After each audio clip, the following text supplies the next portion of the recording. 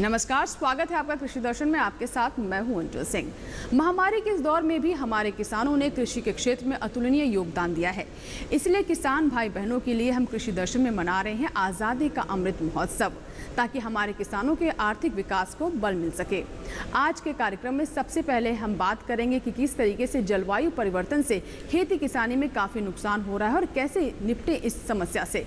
इसके बाद हम आपकी मुलाकात करवाएंगे कामयाब किसान कमलजीत सिंह चौहान से। साथ ही बताएंगे कि कैसे हम कुपोषण से निपट सकते हैं और इसका समाधान कैसे माइक्रो ग्रीन्स हो सकते हैं। आपको ये भी जानकारी देंगे कि किस तरीके से रबी फसलों के एमएसपी में बढ़ोतरी की गई है और कैसे हमारे किसानों को इससे लाभ हो सकता है। अंत में दिखाएंगे आपको किसान सुविधा ऐप के बारे में। तो चलिए शुरुआत करते हैं आज के कार्यक्रम की। सबसे पहले बात विज्ञान और किसान की, उसके बाद कृषि स्टार्टअप और अंत में फार्मिंग इंडिया। सबसे पहले बात करते हैं विज्ञान और किसान की। जलवायु परिवर्तन आज के समय में खेती में एक बड़ी समस्या है और इसे एक बड़ी चुनौती के तौर पर देखा जा रहा है। इसका असर न सिर्फ वातावरण, भूमि, जल, वायु और हमारे स्वास्थ्य पर पड़ रहा है, बल्कि साथ ही हमारी फसलों की गुणवत्ता भी इससे प्रभावित हो रही है। ऐसे में हमारे किसान अपने स्तर पर किस तरह के कदम उठा सकते हैं और साथ ही विशेषज्ञ क्या सलाह दे रहे हैं, आइए जानते हैं।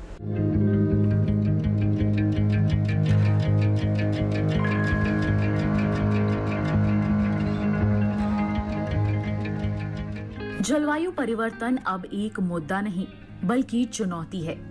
दुनिया भर के बुद्धिजीवी इस समस्या के समाधान में लगे हुए हैं। जलवायु परिवर्तन के प्रभाव से बढ़ता प्रदूषण न केवल लोगों के स्वास्थ्य पर सीधा असर डाल रहा है, बल्कि खेतों में पैदा हो रही फसलें भी इससे प्रभावित हैं। तापमान में बदलाव जलवायु परिवर्तन का मुख्य कारण है। विशेषज्ञों का कहना है कि तापमान के हर 1 डिग्री सेल्सियस की वृद्धि भारत में 6000 किलो गेहूं का उत्पादन कम कर सकती है। इसके अलावा मक्का की उपज भी 2050 तक 18% कम होने की आशंका जताई जा रही है।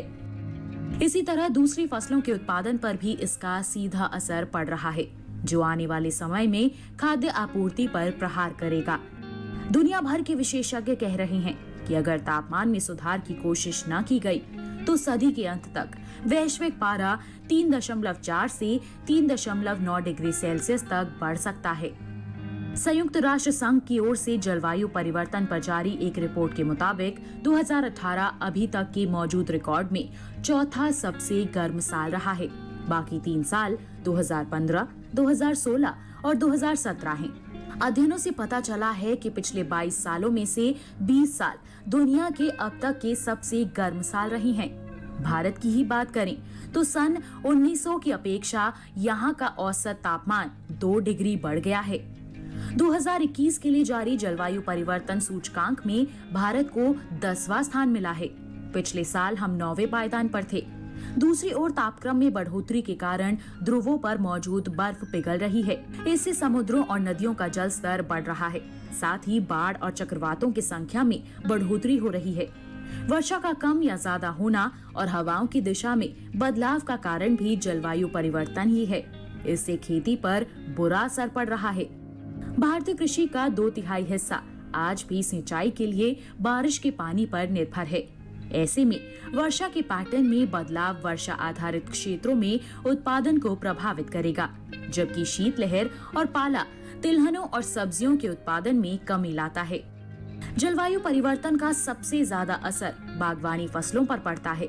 पूर्वोत्तर भारत में बाढ़ का, पूर्वी तटीय क्षेत्रों में चक्रवात का, उत्तर पश्चिम भारत में पाले का, मध्य और उत्तरी क्षेत्रों में गर्म लहरों का खतरा बढ़ता जा रहा है।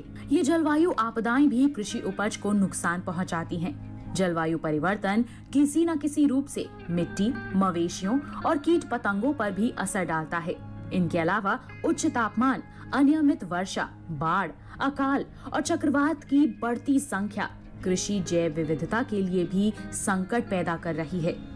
संयुक्त राष्ट्र के खाद्य और कृषि संगठनों का कहना है कि बढ़ती जनसंख्या को देखते हुए 2050 तक दुनिया को खाद्यान्न का उत्पादन दोगुना करना पड़ेगा। लेकिन जिस तरह जलवायु परिवर्तन कम उपज की वजह बन रहा है, उसे देखते हुए आने वाले समय में खाद्य संकट पैदा हो सकता है। मॉनसून का समय चल रहा है, ऐसे में वो किसान जिन्होंने दलहनी फसलें ली हैं उनके लिए सलाह है कि अपनी फसलों में, अपने खेतों में जल निकासी की उचित व्यवस्था करें, क्योंकि मॉनसून में कीट और बीमारियां लगने का खतरा भी बढ़ जाता है। क्या है विशेषज्ञों की सलाह, आइए जानते हैं।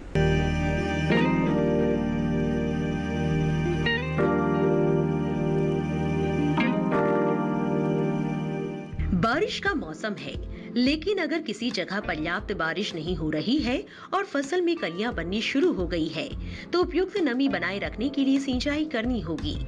सितंबर के दौरान अरहर की फसल को फली भेदक मक्खी लगने की संभावना रहती है।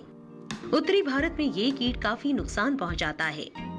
आंकड़े बताते हैं कि इससे हर साल अरहर किसानों को 20 से 25% तक नुकसान उठाना पड़ जाता है। इसकी रोकथाम के लिए वैज्ञानिक सलाह से उचित दवा का छिड़काव करें। इसके अलावा फली पग भी अरहर के लिए नुकसानदेह है।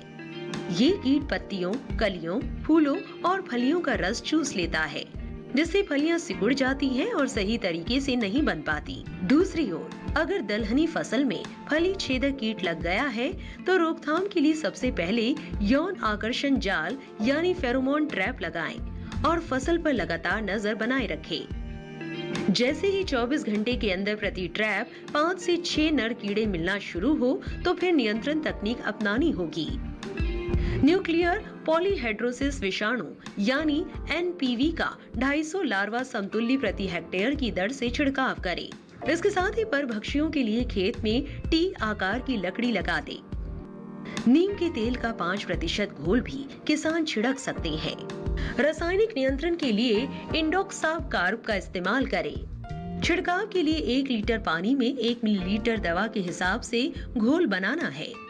किसान चाहे तो इसकी जगह मिथाइल डिमेटॉन 0.05% का उपयोग भी कर सकते हैं। मूंग की रोगग्राही किस्मों में पीला मोजेक का खतरा बना रहता है। जिन पत्तियों में पीली कुरबरता या पीली उत्तकशैव कर्बरता के मिले जुले लक्षण दिखाई दे, उनका आकार छोटा रह जाता है। ऐसे पौधों में फलियां बहुत कम लगती हैं और उनका आकार भी छोटा होता है। साथ ही फलियों का बीज सिकुड़ा हुआ और कम मोटाई वाला होता है। ये बीमारी सफेद मक्खी के जरिए फैलती है। खेत में जैसे ही रोगी पौधे दिखाई दे, फौरन डाइमेथॉक्सम 0.02% या मेटासिक्सटॉक्स 0.1% का छिड़काव कर दे। छिड़काव को 15 से 20 दिन के अंतराल पर दोहराएं और कुल 3 से 4 छिड़काव करें। यहाँ वक्त एक छोटे से ब्रेक का। ब्रेक के बाद जब वापस आएंगे तो बात करेंगे कृषि स्टार्टअप की, मुलाकात करवाएंगे आपकी सफल किसान से। कहीं मत जाइएगा, देखते रहें कृषि दर्शन। एक छोटा सा ब्रेक।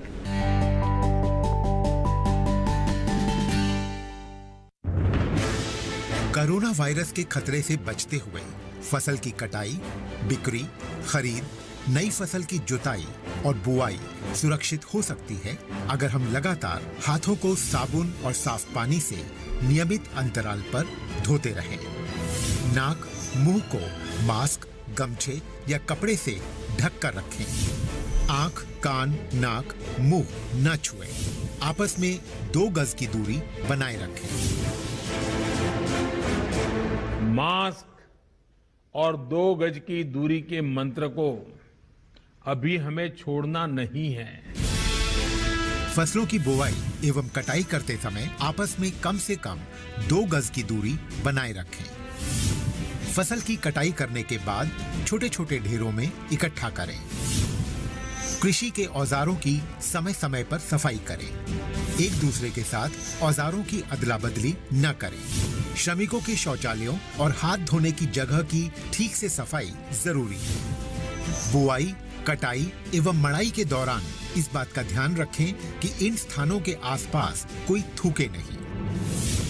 कंबाइन, हार्वेस्टर, थ्रेशर, जुताई और बुआई की मशीनों को इस्तेमाल से पहले साफ करें। मशीनों के इस्तेमाल से पहले और इस्तेमाल के बाद हाथ साबुन से साफ करें। वाहनों, बोरियों, थैलियों और पैकिंग के दूसरे सामान की साफ सफाई पर भी खास ध्यान दें। खरीद केंद्र पर आने से पहले किसानों एवं श्रमिकों की जांच।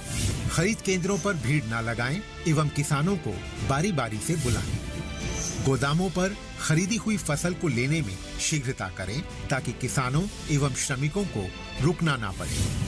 कोरोना के खतरे से बचाव और अधिक जानकारी के लिए आरोग्य सेतु ऐप डाउनलोड करें। देश में खाद्य सुरक्षा के ये सिपाही भोजन की निरंतर उपलब्धता को सुनिश्चित करते हैं। किसान स्वस्थ रहें, तभी हम कोरोना वायरस से जीत पाएंगे, आगे बढ़ पाएंगे। किसान सबल, देश प्रबल।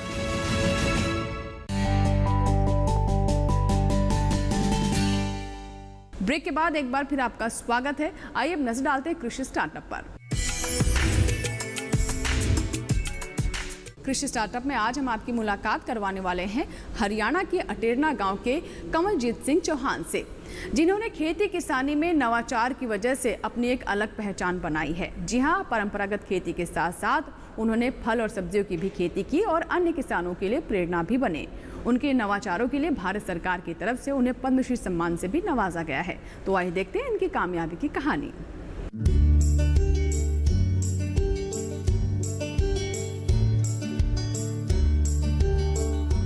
अटेरना गांव के प्रगतिशील किसान पद्मश्री कमल सिंह चौहान को इस वर्ष खेती के क्षेत्र में उत्कृष्ट कार्य करने के लिए सरकार ने पद्मश्री पुरस्कार से सम्मानित किया है। कमल सिंह चौहान ने 1978 में खेती की शुरुआत की। उन्होंने वर्ष 1998 में बेबीकॉर्न की खेती शुरू की और किस्मत ने उनका साथ दिया। वर्ष 2014 में कमल सिंह ने अटेरना में किसान उत्पादक समूह बनाया और अब वे स्वीट कॉर्न, बेबी कॉर्न को दिल्ली के आजादपुर मंडी, बड़ी रिटेल चेन, 5 स्टार होटलों में सीधे सप्लाई करते हैं। इस क्षेत्र में स्वीट कॉर्न, बेबी कॉर्न व मशरूम उत्पादन का श्रेय पद्मश्री कमल सिंह चौहान को ही जाता है।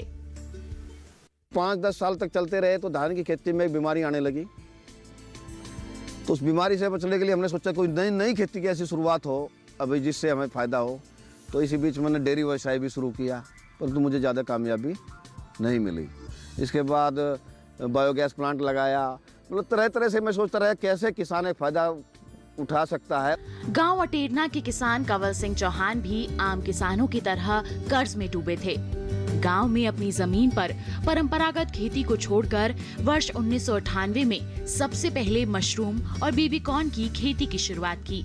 ये जोखिम कामयाब रहा और दोनों फसलों से उन्हें अच्छी आमदनी होने लगी और फिर वे अन्य किसानों के लिए प्रेरणा का स्रोत बन गए।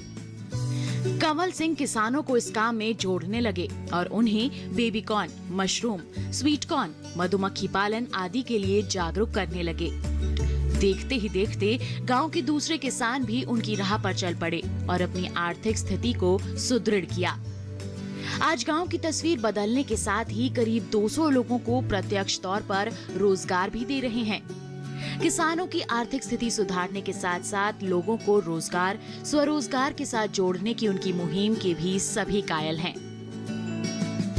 कमल सिंह ने वर्ष 2009 में फूड प्रोसेसिंग यूनिट की शुरुआत की ताकि गांव में बेबीकॉर्न व स्वीट कॉर्न का उत्पादन बढ़े तो किसानों को बाजार की दिक्कत ना हो। लगभग 2 एकड़ में स्थित इस यूनिट में बेबीकॉर्न, स्वीट कॉर्न, अनानास, fruit cocktail, mushroom button, mushroom slice सहित लगभग 8 प्रकार के उत्पाद तैयार किए जाते हैं। फिलहाल इस यूनिट से प्रतिदिन लगभग 1.5 टन बेबीकॉर्न व अन्य उत्पाद इंग्लैंड व अमेरिका में निर्यात होते हैं। यहाँ वे टमाटर, स्ट्रॉबेरी की प्योरी भी तैयार करते हैं। हाल ही में खेती के विषय में चर्चा करते हुए भारत के प्रधानमंत्री ने कमल सिंह चौहान का नाम लिया और किसानों के सामने कमल सिंह की सफलता का उदाहरण भी दिया। प्रधानमंत्री के मुंह से अपना नाम सुनकर बेहद उत्साहित कमल सिंह ने बताया कि इससे उनका हौसला बढ़ा है। उन्होंने जीवन भर खेती को बढ़ाने के लिए जो मेहनत की, ये उसी का फल है। आज वो खेती को व्यवसाय की तरह ले रहे हैं। युवाओं को रोजगार देने के लिए प्रोसेसिंग यूनिट लगा ली है। साथ ही युवा किसानों को कृषि की ओर अपना रुझान बढ़ाने के लिए प्रेरित भी कर रहे हैं। आज़ादी का अमृत महोत्सव के अंतर्गत कुपोषण के खिलाफ लड़ाई के लिए पोषण अभियान चलाया जा रहा है। आपको बता दें कि न्यूट्रिशन के लिए अब हम अपने घरों पर ही माइक्रो ग्रीन्स को अपना सकते हैं। जी हाँ, यानी माइक्रो ग्रीन्स के लिए अपने घरों में ही गार्डन बना सकते हैं और ये बहुत आसान है। विशेषज्ञ बताते हैं कि कैसे आपके घर में ही जो चीज़ें उपलब्ध है उन्हीं से आप इन ज़रूरतों को पूरा कर सकते हैं। तो क्या है माइक्रो ग्रीन्स, कैसे माइक्रो ग्रीन्स गार्डन आप घर में बना सकते हैं, आइए जानते हैं। माइक्रोग्रीन जैसा कि शब्द से आप पता लगा सकते हैं कि एक छोटा सा फील्ड जो आप अपने घर में, किचन में, अपने ड्राइंग रूम की खिड़की पे लगा सकते हैं, जो कि न्यूट्रिशन से भरे हुए हैं और इसकी विभिन्न प्रकार की रेसिपी आप बना सकते हैं और अपने घर में फ्रेश न्यूट्रिशियस ग्रीन्स उगा सकते हैं। ये क्यों न्यूट्रिशियस है? क्योंकि ये जब शुरुआत में एक पौधा जन्म लेता है और जुवेनाइल स्टेज में होता है तो उसको में बड़ी अच्छी प्रतिरोधक शक्ति होती है, क्योंकि उसे अपने आप को इस दुनिया में बचाना होता है। तो ये जो पौधे हैं इस स्टेज में ये एंटीऑक्सीडेंट से भरपूर हैं। इसमें अन्य जो आप मिनरल्स होते हैं, कैल्शियम, मैग्नीशियम, आयरन, जिंक, वो तो है ही, मगर इसके अलावा अच्छी फाइबर है और एंटीऑक्सीडेंट्स भरा हुआ है। और जैव रसायन संस्थान विभाग जो है भारतीय कृषि अनुसंधान संस्थान में, उसने एक टाइनी फील्ड नामक एक छोटी सी किट बनाई है जो कि डिवीजन ऑफ जेनेटिक्स के साथ मिलकर बनाई है। और इस किट में हम आपको पूरी सारी जानकारी भी दे रहे हैं और मटेरियल भी दे रहे हैं, जिससे कि आप अपनी किचन में और अपने ड्राइंग रूम की खिड़की पे एक छोटा सा माइक्रोग्रीन फील्ड बना के रख सकते हैं। जाना आपने कुपोषण के खिलाफ लड़ाई में माइक्रोग्रीन्स की कितनी महत्वपूर्ण भूमिका है। बढ़ते हैं आगे, इसी के साथ ही यहाँ रुकेंगे छोटे से ब्रेक के लिए, कहीं मत जाएगा। ब्रेक के बाद भी हमारा विशेष कार्यक्रम कृषि दर्शन जारी रहेगा, बने रहे हमारे साथ। छोटा सा ब्रेक।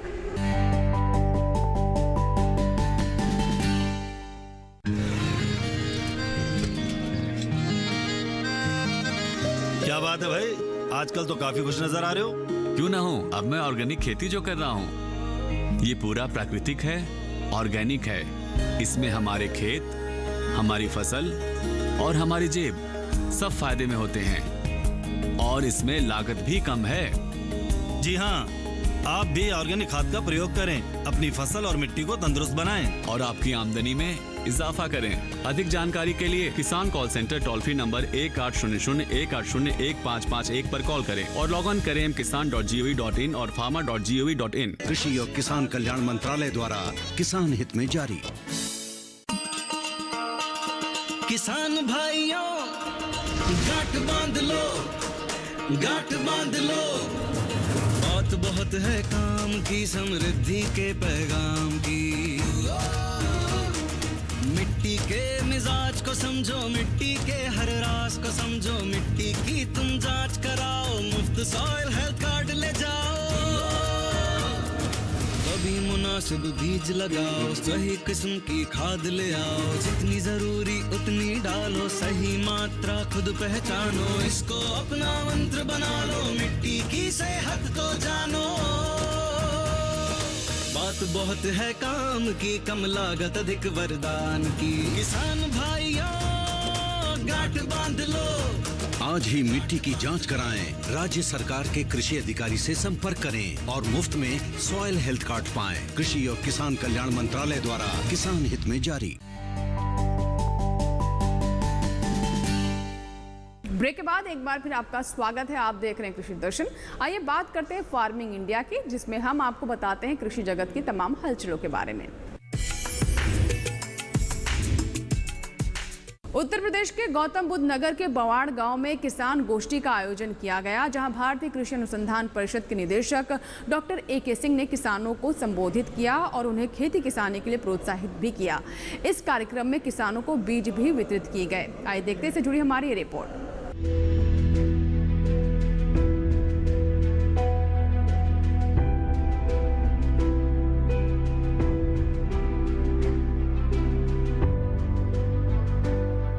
आज हम लोग उत्तर प्रदेश के गौतम बुद्ध नगर जिले के बम्बावार गांव में हैं और यहाँ पर हम एक अनुसूचित जाति उप परियोजना का कार्यक्रम जो भारतीय कृषि अनुसंधान परिषद द्वारा चलाया जा रहा है, उसके तहत हम लोगों ने पिछले सीजन में धान के जो प्रजातियां हैं उसमें खासकर पूसा बासमती 1121, पूसा बासमती 1509, इसका बीज किसानों का दिया था।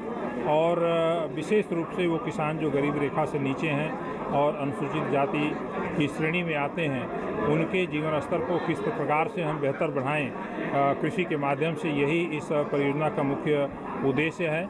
तो ये किसान अपने यहाँ ये फसलें लगाए हुए हैं और उनको समसामयिक जानकारी देने के लिए फसलों में कीट प्रबंधन किस प्रकार से करें, खरपतवार नियंत्रण किस प्रकार से करें और दवाओं का संतुलित प्रयोग किस प्रकार से करें कि फसल के अंदर किसी प्रकार का अवशेष नहीं आए, इस तरह की सारी जानकारी देने के उद्देश्य से इस गोष्ठी का आयोजन किया गया था। इसके साथ ही साथ जैसा कि आप जानते हैं अब रबी का मौसम शुरू होने वाला है, तो उसमें बिजाई के लिए सरसों, चना, मसूर और गेहूं की प्रजातियों का बीज वितरण भी हम लोगों ने किया। इसी प्रकार से फिर रबी सीजन में भी करीब फरवरी मार्च के महीने में दोबारा हम लोग आएंगे और किसानों से चर्चा करेंगे। तो इस परियोजना का मुख्य उद्देश्य यही है कि किस प्रकार से पूसा संस्थान की तकनीकियों को हम किसानों तक ले करके जाएं और विशेष रूप से जो किसान गरीबी रेखा से नीचे हैं उनके जीवन स्तर में किस प्रकार से बदलाव लाएं।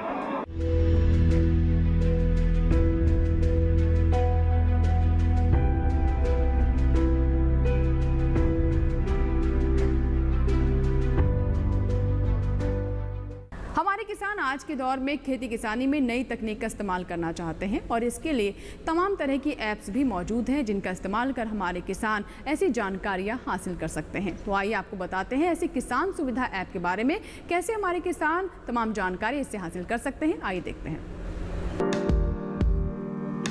किसान सुविधा मोबाइल ऐप एक बहुआयामी मोबाइल ऐप है जो किसानों को खेती किसानी संबंधित सभी जानकारियों के साथ साथ सशक्तिकरण भी प्रदान करता है।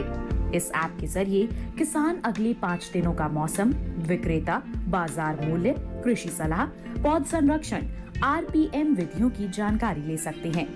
ऐप पर मौसम की अग्रिम चेतावनी, अपने आसपास की मंडी और देश की विभिन्न मंडियों में कृषि जिंसों के भाव भी उपलब्ध हैं। ये ऐप किसानों को सीधे कृषि विशेषज्ञों और वैज्ञानिकों से कृषि संबंधी परामर्श करने की सुविधा भी प्रदान करता है। इस ऐप के जरिए किसान अपने मोबाइल पर ही खेती की उन्नत तकनीक और उनका प्रयोग करना भी सीख सकते हैं। सोशल मीडिया के इस दौर में हमारे किसान भी किसी तरह की जानकारी से वंचित ना रहें, इसीलिए हम आप तक पहुंचाते हैं सोशल मीडिया अपडेट्स।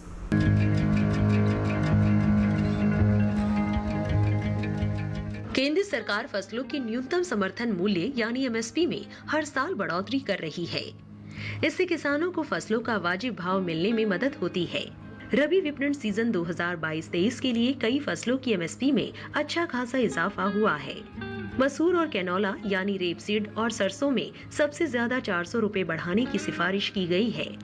यानी इस बार किसानों को मसूर का भाव 5,500 रुपए मिलने वाला है, जो पिछले सीजन में 5,100 रुपए था। इसी तरह कैनोला और सरसों की MSP 4,650 से बढ़ाकर 5,050 रुपए कर दी गई है।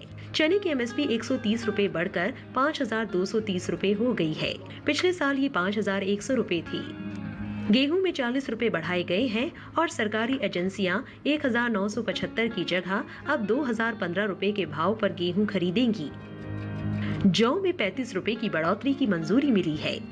पिछले साल 1,600 रुपए की MSP वाली जौ को सरकार अब 1,635 रुपए में खरीदेगी।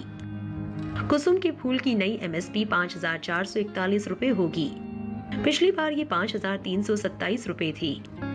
इस तरह इसमें 114 रुपए की बढ़ोतरी दर्ज की गई है। सरकार ने किसानों को लागत की 1.5 गुना MSP देने का वादा किया था। नई MSP के बाद गेहूं, कैनोला और सरसों के भाव 2 गुने हो जाएंगे, जबकि जौ, चना और मसूर की MSP भी लागत के 1.5 गुना से कहीं ज्यादा पहुंच जाएगी।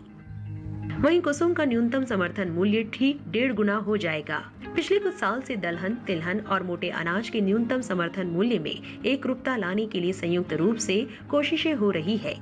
इसका मकसद इन फसलों का रकबा बढ़ाने के लिए किसानों को प्रेरित करना है।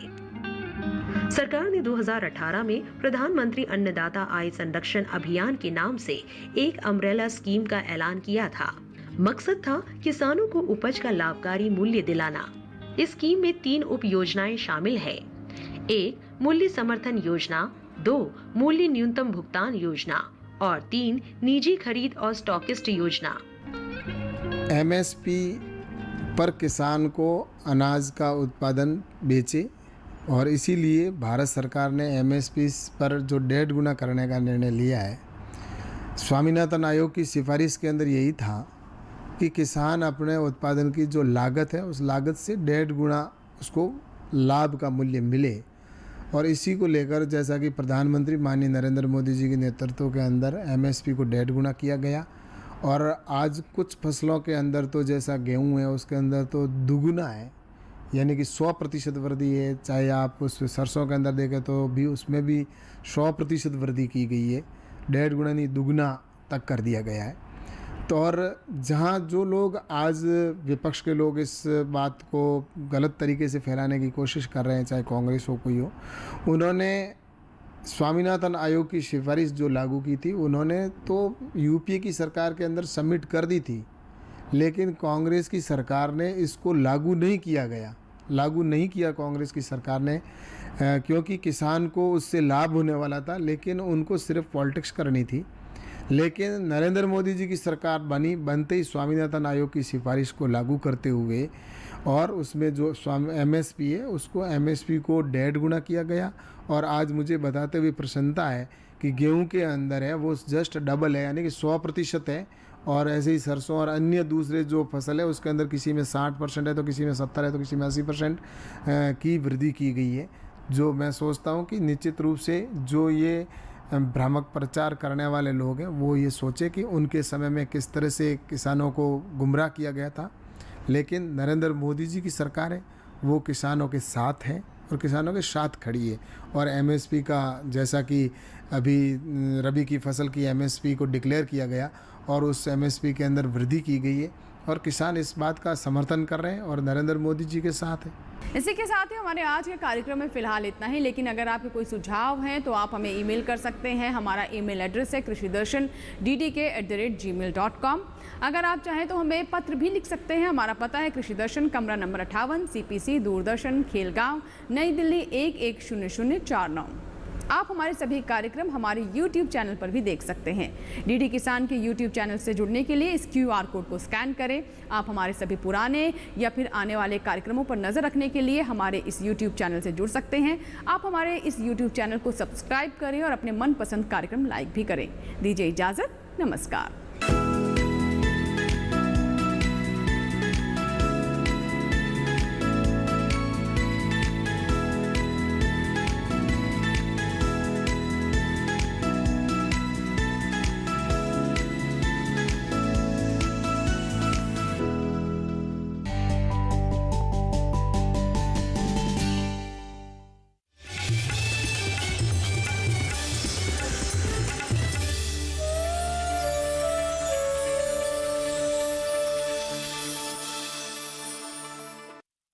उन गहरे गलियारों में कोई राज छुपा है। गुनाहों और षड्यंत्रों का किसने जाल बुना है? छल प्रपंच के बीच क्या हो पाएगा सफल उसका संकल्प? क्योंकि जीना इसी का नाम है। कुछ तो मस्त बात है।